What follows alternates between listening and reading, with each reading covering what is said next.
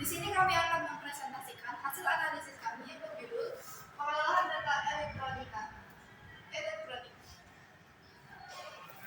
Yang pertama ada analisis validitas. Uji validitas dilakukan untuk mengetahui sejauh mana instrumen penelitian mampu mengukur variabel yang diteliti.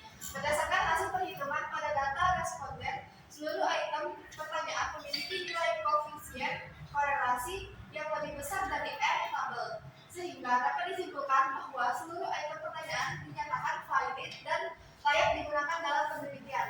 Lanjut ada analisis reliabilitas. Uji reliabilitas dilakukan untuk mengukur konsistensi instrumen penelitian. Hasil uji reliabilitas menunjukkan nilai Cronbach alpha berada di atas batas minimum 0,60, sehingga instrumen penelitian dinyatakan reliable dan konsisten dalam mengukur variabel penelitian. Baiklah, selanjutnya ada analisis mean, variansi, dan standar deviasi. Yang pertama itu analisis mean atau rata-rata. Mean menunjukkan nilai pusat akun titik keseimbangan dari setiap kelompok data. Yang pertama ada nilai tertinggi, nilai terendah, dan tren umum. Yang pertama itu ada nilai tertinggi. Pada kolom ke-13 dengan nilai 3,43 menunjukkan kelompok data tersebut memiliki performa atau respons yang paling positif atau tinggi dibandingkan yang lain. Nah, selanjutnya ada nilai terendahnya, yaitu pada kolom ke-12 dengan nilai 2,50, titik terendah dalam data yang kami peroleh. Selanjutnya ada tren umum, ini mean berada di rentang 2,9 hingga 3,3. Ini menunjukkan konsistensi nilai pusat di sebagai besar kolom, kecuali pada kolom ke-7 2,6, ke-11 2,63, dan ke-12 yaitu 2,5. Yang kedua ada analisis variansi dan standar deviasi. Kedua nilai ini mengukur seberapa jauh data tersebar dari nilai rata-ratanya. Standar deviasi lebih mudah diinterpretasikan karena menggunakan satuan yang sama dengan mean. Yang pertama yaitu tingkat variansi tertinggi, terendah, dan hubungan. Yang pertama itu ada tingkat variansi tertinggi yang terjadi pada kolom ke-11, standar deviasi 0,85, variansi 0,72. Itu artinya jawaban atau data pada kolom ini sangat beragam, heterogen. Ada perbedaan pendapat atau hasil yang cukup kontras di dalamnya. Selanjutnya, tingkat terendah terjadi pada kolom ke-10, standar deviasi 0,49, variansi 0,24, yang menunjukkan data pada kolom ini paling konsisten atau seragam atau homogen di antara kolom-kolom yang lain. Terus hubungannya secara konsisten, kolom dengan variansi tinggi selalu diikuti dengan standar deviasi yang tinggi yang memvalidasi akurasi perhitungan dalam tabel kami. Lanjut ada analisis uji normalitas data. Uji normalitas dilakukan untuk mengetahui apakah data penelitian berdistribusi normal atau tidak. Uji normalitas ini penting sebagai dasar dalam menentukan jenis uji statistik yang akan digunakan pada tahap analisis selanjutnya. Pada penelitian ini, uji normalitas dilakukan menggunakan uji melalui program SPSS.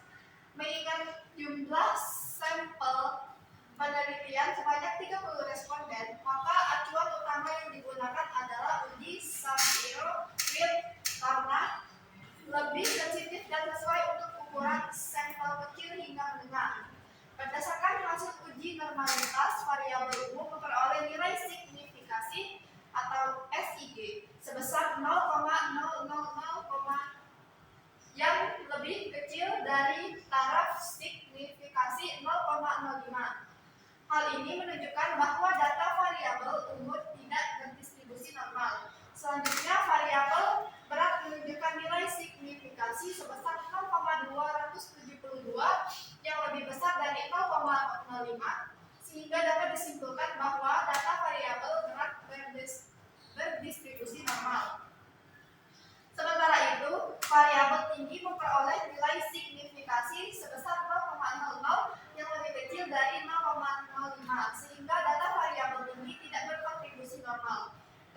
demikian dapat disimpulkan bahwa tidak semua variabel dalam penelitian ini berkontribusi normal, karena hanya variabel berat yang memenuhi asumsi normalitas, sedangkan variabel umur dan tinggi tidak memenuhi asumsi tersebut. Oleh karena itu, dalam pengujian hipotesis atau analisis lanjut, penelitian perlu mempertimbangkan penggunaan uji statistik non-parametrik atau melakukan transformasi data apabila ingin menggunakan uji statistik parametrik. Selanjutnya yaitu analisis uji homogenitas.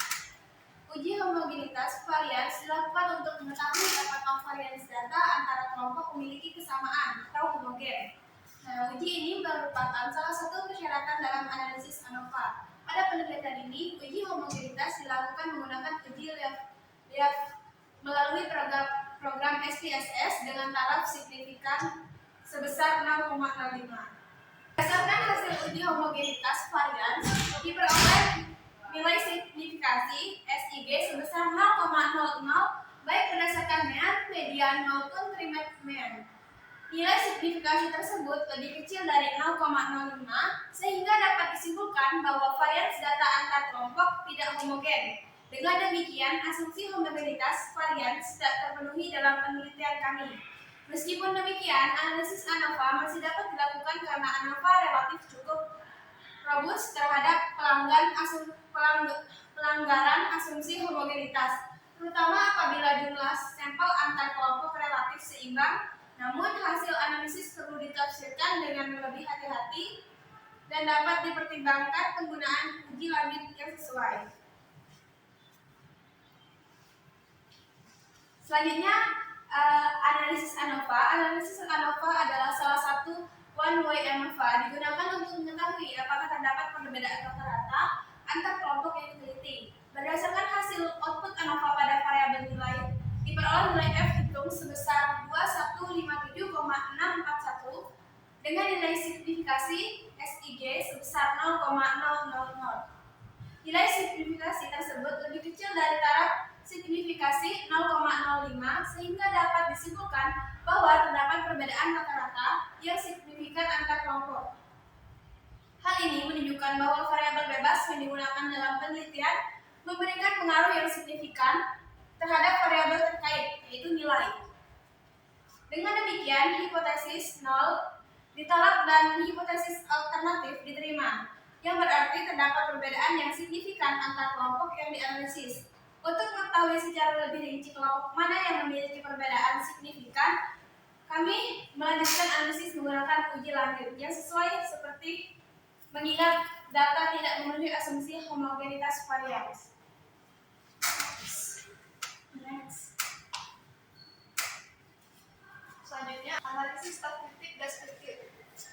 Analisis statistik deskriptif dilakukan untuk memberikan data umum mengenai karakteristik data penelitian yang meliputi jumlah data, nilai rata-rata, mean, nilai tengah, median, simpangan baku atau standar deviation, serta nilai minimum dan maksimum. Selanjutnya ada analisis persentil yang digunakan untuk mengetahui posisi sebar data berdasarkan persentase tertentu dalam kelompok data. Nah, di sini persentase ke-60 juga berada pada angka 18 tahun dan persentase ke-70 berada di angka 9 tahun. Nah, rentang umur sekitar 18 sampai 19 tahun itu data umur cenderung terpusat pada rentang usia tersebut. Perbedaan variabel beratnya yaitu nilai persentase ke-30 ada di 4,6 kg, persentase ke-60 sebesar 51,6 kg dan persentase ke-70 sebesar 8,4 kg. Next. Analisis uji linearitas. Berdasarkan output case processing summary, diketahui bahwa dari total 94 data hanya 30 data, 31,9% dapat dianalisis, 68,1% dikeluarkan karena tidak memenuhi kriteria pengkelompokan atau data tidak lengkap. Dengan demikian, analisis linearitas dilakukan pada 30 data valid. Next. Selanjutnya analisis regresi dan correlation, yaitu yang pertama ada analisis regresi, yang pertama ada model summary dan yang kedua uji signifikasi model uji F. Nah, yang hasil dari model Yang pertama model summary, yang pertama R diperoleh nilai R sama dengan 0,063, R square 0,004. Yang artinya variabel berat hanya mampu menjelaskan 0,4% variasi umur, sedangkan 99,6% sisanya dipengaruhi oleh faktor lain dari dalam model. Selanjutnya ada signifikasi model. F hitung sama dengan 0,113 dan SIG sama dengan 0,740. Nilai SIG 0,740 lebih besar dari 0,05, maka dapat disebutkan bahwa model regresi tidak signifikan.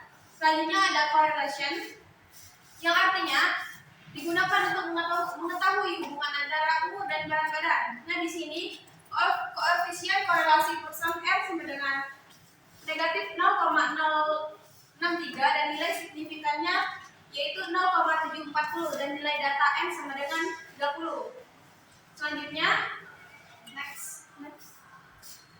Kesimpulan hipotesis. Analisis MER terhadap MER menunjukkan nilai pusat atau titik keseimbangan dari setiap kelompok data. Nilai tertinggi berada pada kolom ke-13 dengan nilai 3,43. Ini menunjukkan kelompok data tersebut memiliki performa atau respons yang paling positif atau tinggi dibandingkan yang lain.